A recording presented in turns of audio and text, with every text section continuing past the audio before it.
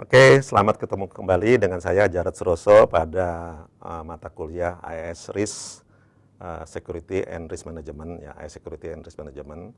Kali ini kita akan membahas tentang the risk management life cycle, ya.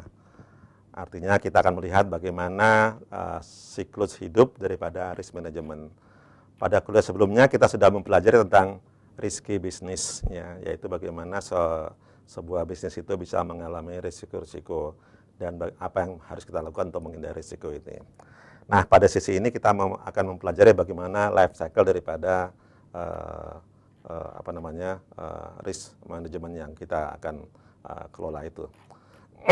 Sebetulnya life cycle yang ada pada risk management juga seperti halnya pada bentuk-bentuk lainnya ini mengalami siklus yang akan berulang dan juga akan kembali pada titik yang awal, ya.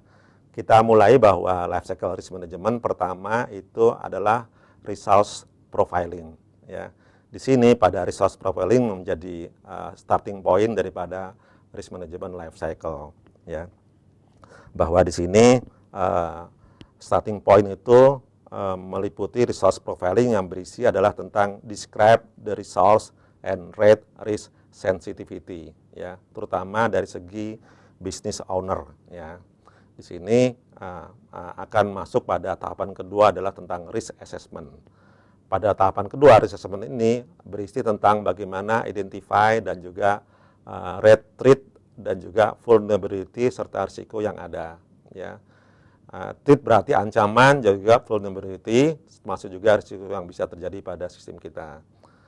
Bagian ketiga adalah tentang risk evaluation, ya. Pada risk evaluation ini berisi tentang decision to accept, avoid, transfer dan juga mitigate daripada risk yang bisa terjadi. Masuk ke bagian keempat yaitu tentang dokumen, ya. Di sini dokumen berisi tentang dokumen risk decision termasuk juga dalam execution dan juga mitigation plans daripada information security yang kita miliki.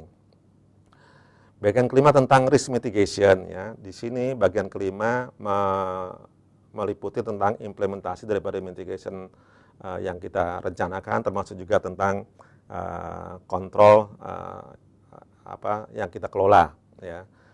Terutama pada resource custodian, ya. Masuk ke berikutnya adalah tentang validation, ya.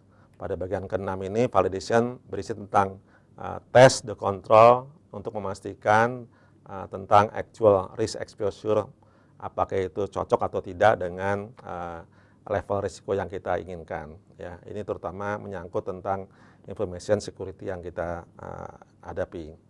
Bagian terakhir tentang monitoring dan juga audit, ya. Di sini merupakan bagian yang sangat penting karena merupakan satu monitoring tentang keadaan risk management yang kita buat, termasuk juga melakukan audit terhadap jalannya sistem yang kita kelola ini.